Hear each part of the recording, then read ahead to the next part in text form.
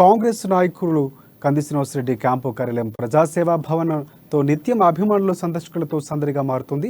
ఆయన కాంగ్రెస్లో చేరిన తర్వాత పార్టీలోకి చేరికలు ఊపనందుకున్నాయి.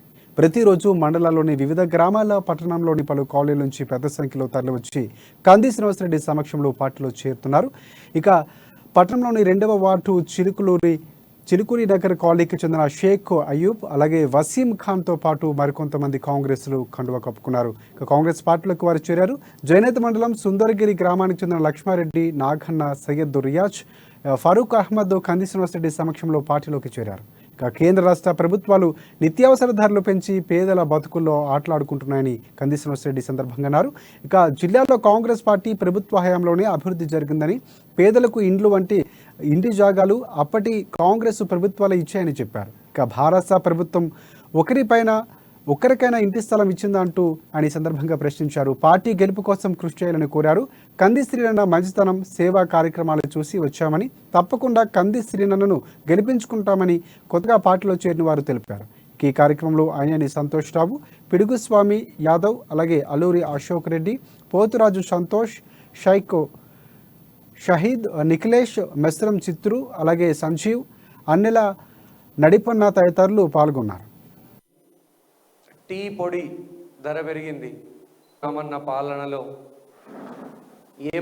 ఏం పొందిండ్రు? 500 రూపాయలు ఉన్నటువంటి సిలిండర్ ధర ఈ టీఆర్ఎస్ పాలనలా, బీజేపీ పాలనలా ఈ 10 ఏళ్ళల్లో 1200 రూపాయలకు చేరింది.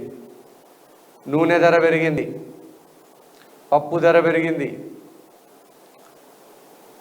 ప్రతి ఛాయ పత్తి, టీ పొడి ధర పెరిగింది.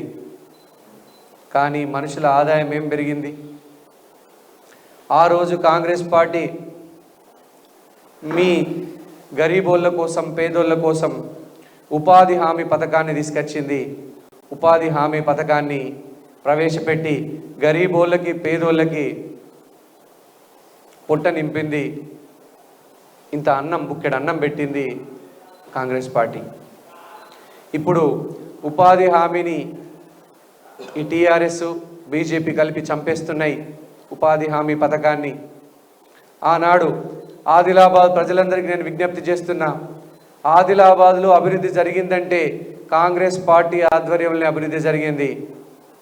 సాత్నాల ప్రాజెక్టు కట్టింది కాంగ్రెస్ పార్టీ, మత్తడి వాగు ఒడ్డాడి ప్రాజెక్టు కట్టింది కాంగ్రెస్ పార్టీ, లక్ష్మీపూర్ రిజర్వాయర్ కట్టింది కాంగ్రెస్ పార్టీ, రిమ్స్ హాస్పిటల్ని తీసుకొచ్చింది కాంగ్రెస్ పార్టీ. 38,000 ప్లాట్లని ఆదిలాబాద్లో గరీబోళ్లకు, పేదోళ్లకు పంచింది కాంగ్రెస్ పార్టీ. ఆదిలాబాద్ పట్టణంలో 38,000 ప్లాట్లని పంచింది. జోగు రామన్న ఏం పంచిండు? ఒక్క ప్లాటుకైనా జాగా ఇచ్చిండా? పేద ప్రజలకు, గరీబోళ్లకు ఒక్క ప్లాట్ అని ఇచ్చిండా? हम सबको एक ही समस्या है, ऑटो वालों को ऑटो नगर कॉलोनी चाहिए। जिस आशा में मैं कंदी श्रीनिवास रन्ना से मिलने आया हूँ कि आगे चल के जीतने के बाद में हमको एक ऑटो नगर कॉलोनी चाहिए। और कुछ ऑटो यूनियंस है जो आगे